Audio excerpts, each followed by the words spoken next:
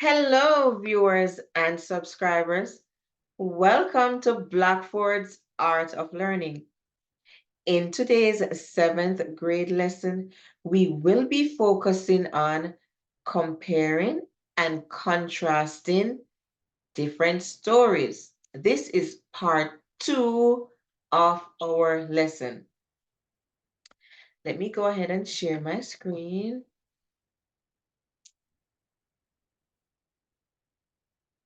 Welcome to middle school.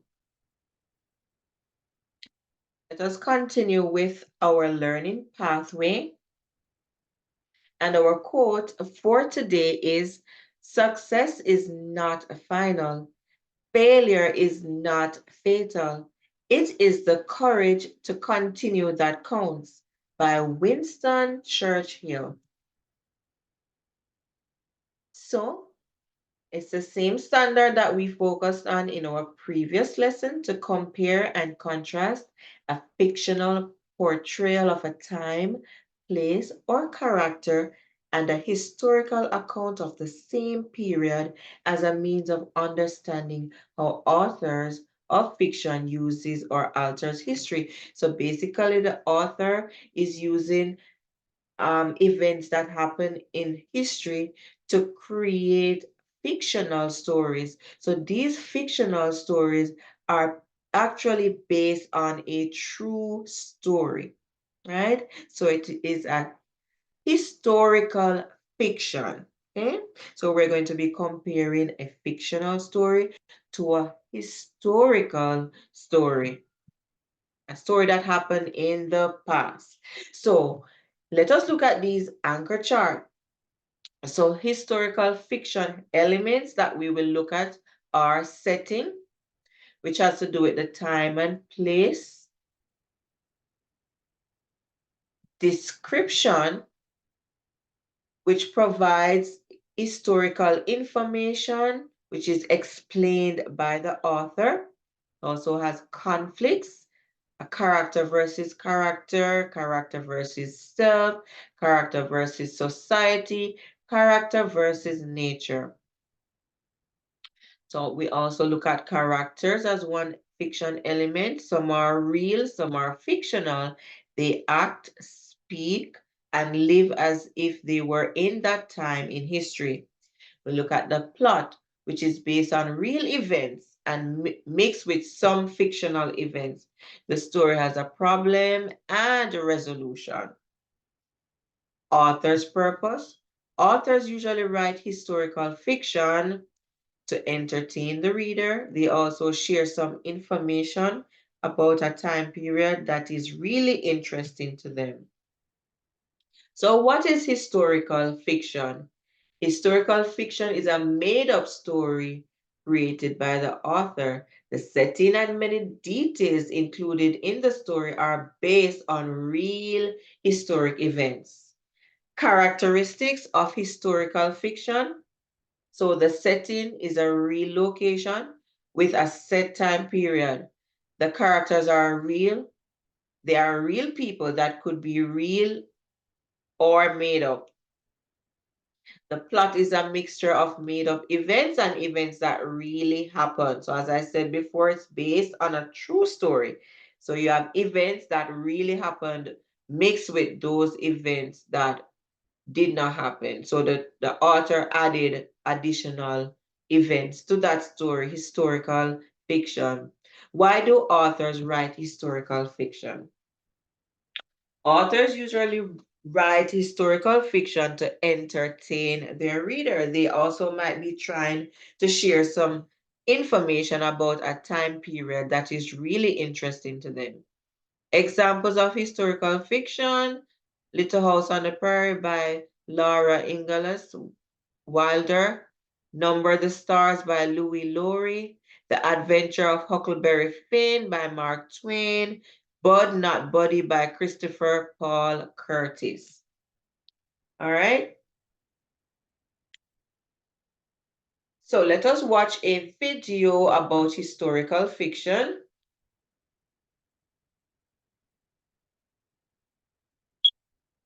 This is a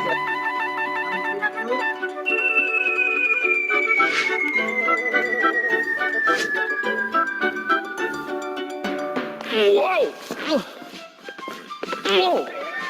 Was that Paul Revere? Oh, wow, Thomas Jefferson and Benjamin Franklin.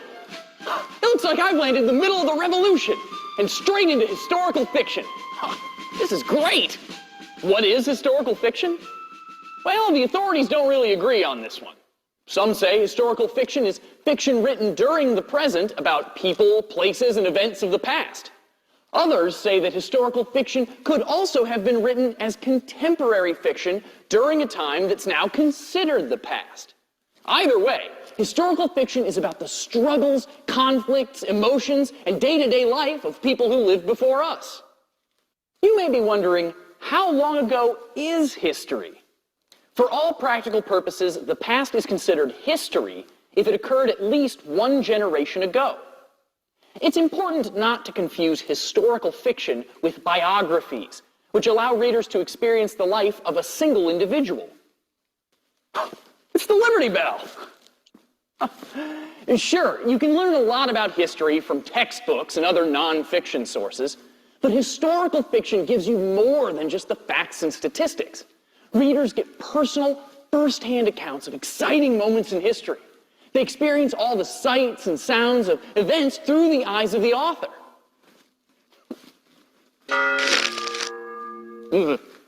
Whoops.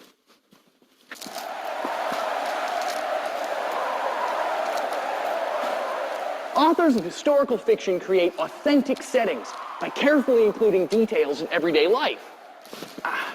Homes, methods of transportation, clothing, and even food must be accurate for the time period. While reading historical fiction, you may find yourself helping to construct the Great Wall of China, or rowing a boat across the Delaware with the first president of the United States. The most interesting characters found in historical fiction are well-rounded, complete with virtues, faults, noble motives, and inner struggles. You may read about people who really lived, fictional characters created by the author, or a combination of the two. For example, the novel Ashes follows a fictional character, Gabby, and her family living in Nazi Germany during the 1930s. The book features 19 historical figures, including Albert Einstein. The plots in historical fiction often address the social problems or controversial issues of the time, such as women's rights or slavery. In Bicycle Madness, a young woman speaks out for women's rights in the 19th century while learning how to ride a bicycle. Chains and Day of Tears address the issue of slavery in the late 1700s. It's important that authors write plots that explore every side of these issues, allowing the reader to experience an unbiased story on sensitive, controversial, or even painful topics. There are several themes that are common in historical fiction. For example, readers can learn about the clash of cultures in stories such as Worlds Apart, in which an unlikely friendship develops between a Native American boy and a young colonist arriving in South Carolina during the 1600s. Another theme in historical fiction is the human cost of war. Private Peaceful is the story of two brothers who enlist in the army and soon learn the terrors of World War I. A third theme in historical fiction is the quest for freedom, as seen in North to Freedom, which follows a 12-year-old boy through his escape from an Eastern European prison camp during World War II. Overcoming hardships is another common theme. One example, The Door in the Wall, is about a child in medieval England who's taught to overcome his illness through strong will and hard work.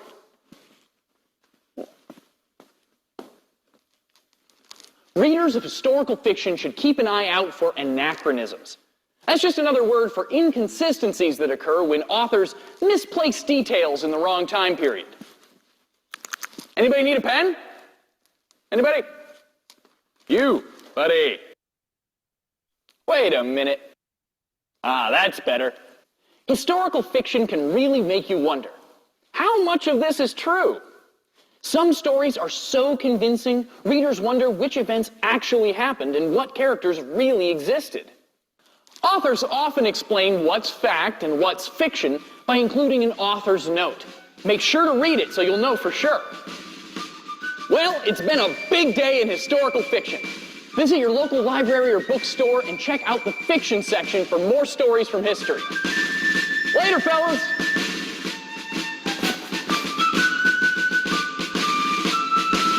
boys and girls, I hope you have listened to the video.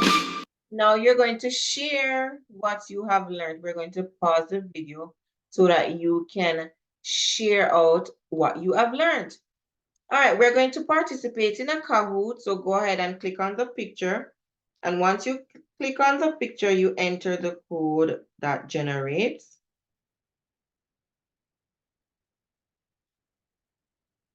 All right. So I'm going to enter the game pin once it has been generated. And we're going to do a Kahoot on historical fiction.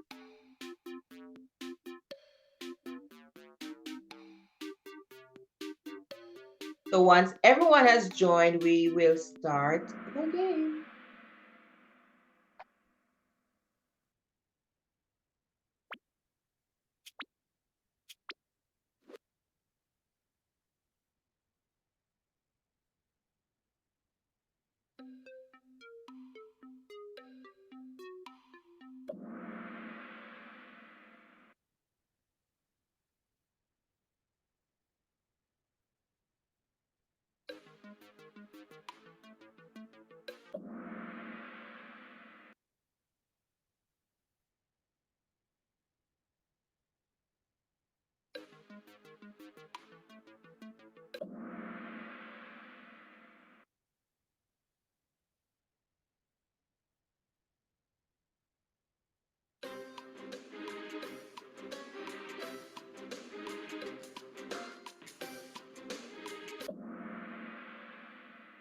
Once you see the check mark, you know it's correct.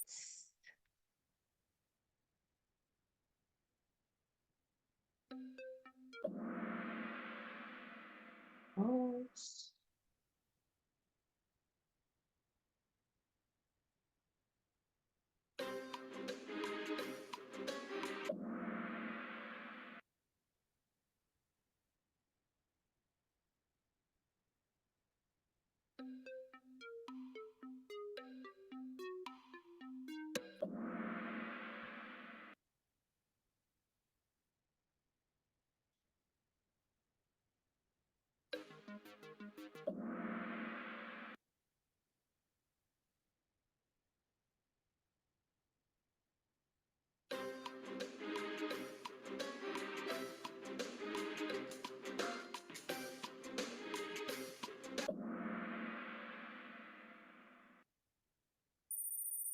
All right, so we have come to the end of the game. No, not quite.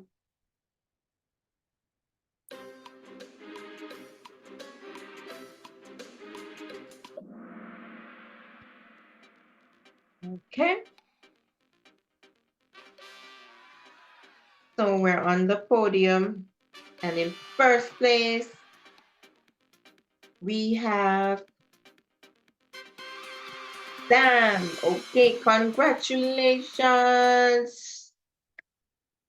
All right, boys and girls, let us learn more about comparing and contrasting these stories that are from a different time, place, and history, and comparing these stories to fictional stories. All right, so in your I-Ready book, you can turn to page 204. We will work up to page 206, or if you're using Class Kick, please click on the link as usual and type your name.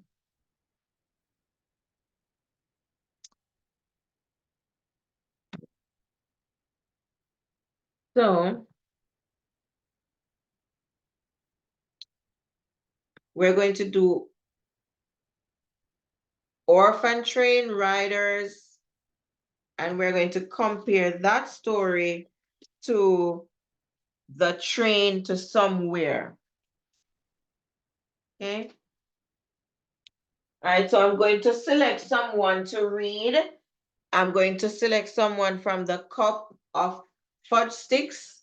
I'm going to choose a fudge stick with somebody's name. So let me go ahead. So Rachel will read. So it says, read the following historical account and historical fiction piece. Use the study buddies and close readings to guide your reading. Orphan Train Riders by Elliot Elmore.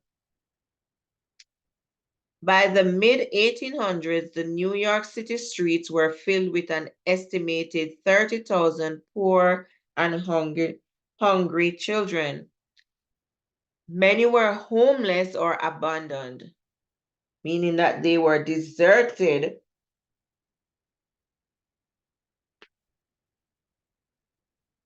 They sold newspapers, rags, or matches in order to earn money and lived on the streets in all kinds of weather, often forming gangs in order to protect themselves. The children led hard lives, but it was the only life they knew. So, because this is a historical account, I know that it contains true facts and historically accurate details.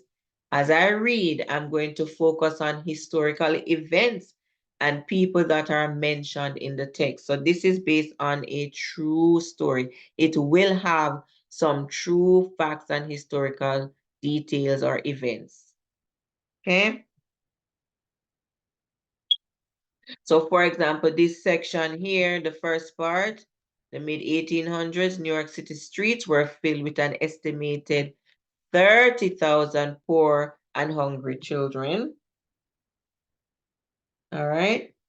Also, in 1853, Charles Loring Brace, a young minister, took it upon himself to help these children. When a child stands in front of you in rags with a tear-stained face, he said, you cannot easily forget him.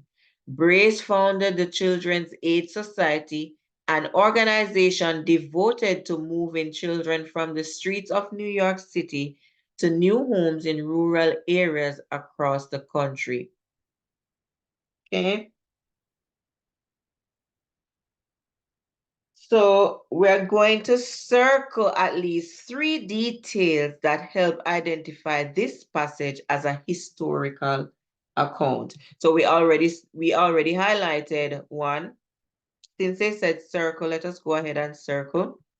So we going to circle 3 of them. So this is one. Okay. And then this part we just read about, this is another historical account. Brace found in the Children's Aid Society to take this the children off the streets. Let's continue. So later referred to as the orphan train movement, the first step in the process was to load needy children onto what became known as orphan trains. The children were then transported to 47 states and Canada. Grace believed that loving families in rural areas would adopt these children. He hoped they would grow up with the education and support needed to become productive members of society.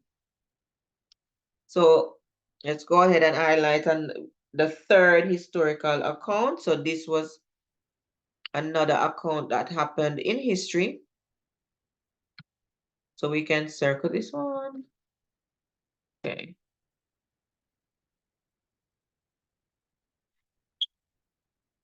Handbills advertised the arrival of the orphan train in town.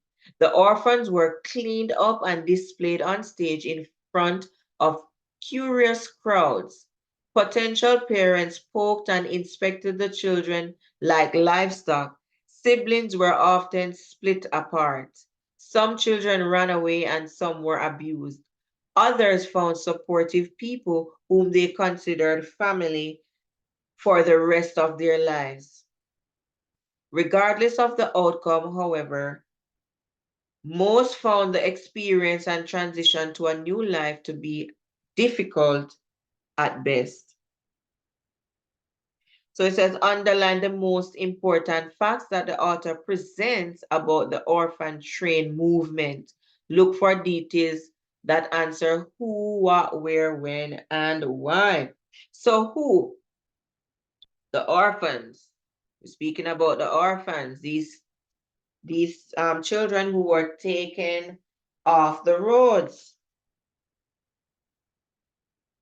What happened to them? They were displayed on the stage so that potential parents could see it, so they could adopt them.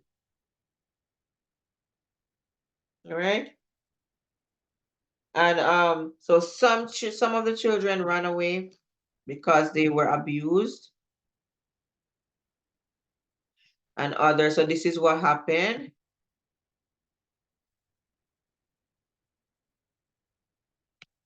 Some ran away, some found a family for life, some were abused.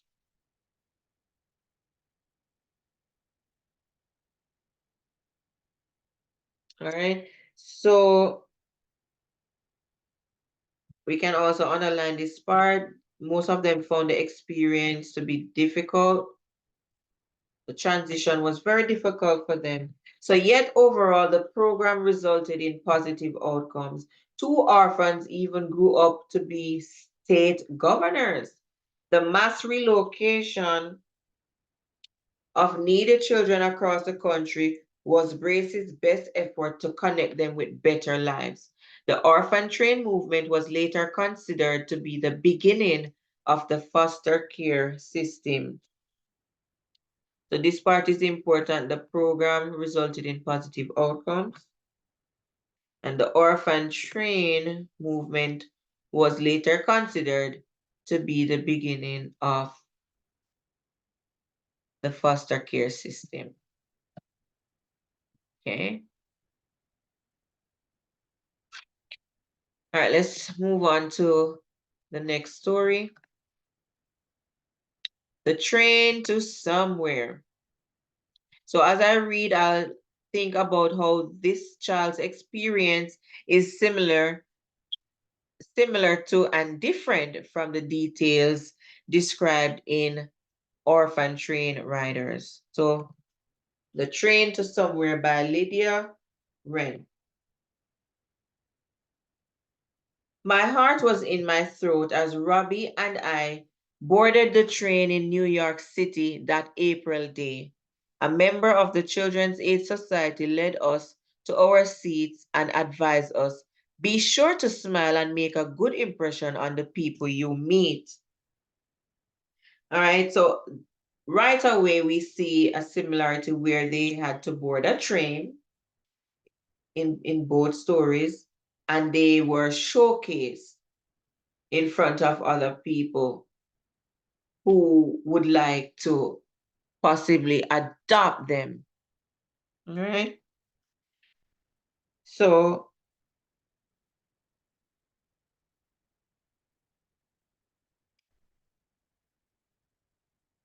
we're going to highlight, or we're going to put a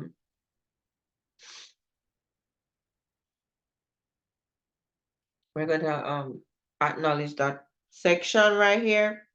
So at age 5, I thought myself lucky. At least I had my older brother at my side. I still could remember Mama humming as she cooked dinner and my father's smiling face, but they had both died.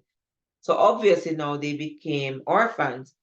For months we had lived on the streets until the Children's Aid Society sheltered us, the same Children's Aid we spoke about in the previous story. Now they were shipping us on an orphan train to a new home and a new life. So this is the historical account. As the train gathered speed, I caught one last glimpse of the city, the only home I had ever known. The next few days blurred together as our train powered over rivers, lush farmlands, and empty prairies. Where were we going, and what would happen to us? Our destination and future were unclear and unknown. So compare the dates, people, places, and events described in the previous passage to those described in this story. Underline any facts that are similar. Okay. So we can go ahead and underline the Children's Aid Society because that was mentioned in the story. And also the fact that they had lived on the streets. Okay.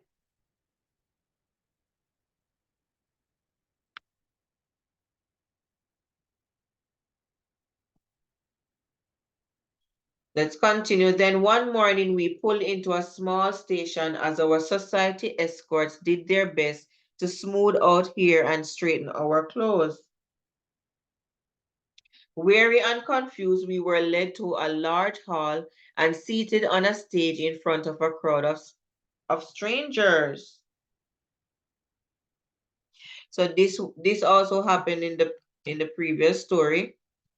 They were seated on a stage in front of strangers. Many stared, but some walked up to inspect us. Suddenly, I was staggered by a terrible thought. What if Robbie and I went to different homes in different towns and were separated permanently? What do you know about farming? A man asked Robbie gruffly. Wide-eyed, Robbie stammered a response, and my heart thumped wildly in my chest as I clutched his sweaty hand. Now, Jacob, said a plain woman behind the man, don't start off by scaring him. She looked at us and smiled. Are you brother and sister? Would you both like to come live with us? Some 70 years later, I still remark at how well my luck held. It wasn't just that Robbie and I were raised together or that our lives were all pleasure and no pain. No, it was that the Larsons came to take us home that day, two caring people who became our new family and who made us who we are today. Right? Go to the questions. Says using hints on this page to help you answer the questions. All right, so number one, which detail from the historical account best supports the fictional story about a girl's orphan train experience? So let us look at A.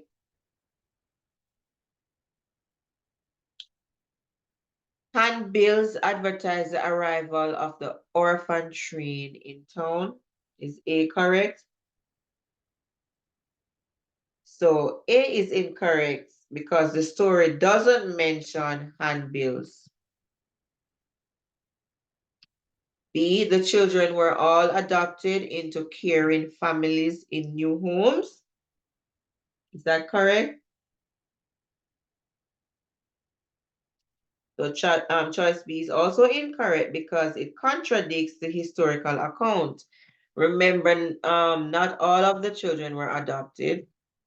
And not all of them went to caring homes. Some of them were abused. So that answer is out. Let's look at C. Crowds gathered at the town station to greet the orphans. Is that correct?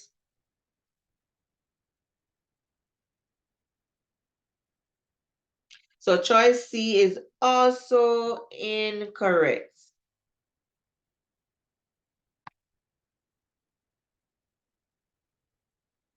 All right, so our most suitable answer obviously is D. The experience was quite upsetting for the orphan children. It was difficult.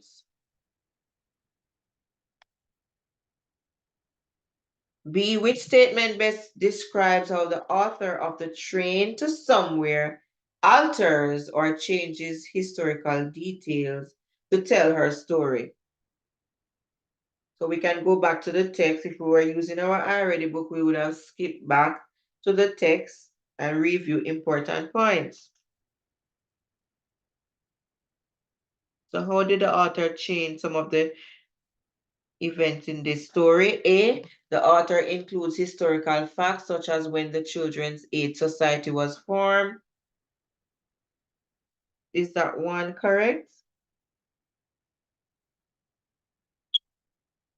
So choice A is incorrect. The story does not mention when the Children's Aid Society was formed. It didn't mention that. So B, the author describes the experiences and feelings of an imaginary orphan who was sent west on an orphan train. So in the story, the author altered or changed the historical details to fictional characters. So we could leave this answer and check back. See, the author provides specific details about families who agreed with Grace's beliefs about ways to help needy orphan children. So C is also incorrect. The story doesn't mention the family's beliefs. D, the author explores the adventures of two young children as they start their new lives on a farm in rural America. So D is incorrect because the story is about the orphan train experience. It's not about living on a farm in rural America. So the most suitable answer is B. Now let us go ahead and do our written response. It says compare and contrast details in the historical account of the orphan train movement to those in the fictional story. Describe how the author of the Train to Somewhere has used and altered historical facts. Use at least two details from the text to support your response. So you can pause the video to record your response. So the author used details from the actual experiences of orphans on the orphan trains, including that children were rescued by the Children's Aid Society off the streets of New York City and were sent away on trains to be taken in and adopted by strangers. The made up details of the girl's experience illustrate the uncertainty and confusion expressed by those who actually lived it. The author altered or changed details to describe the experiences of two imaginary children. She provides a happy ending to the story, which was not always the case in reality. Let us type our written response.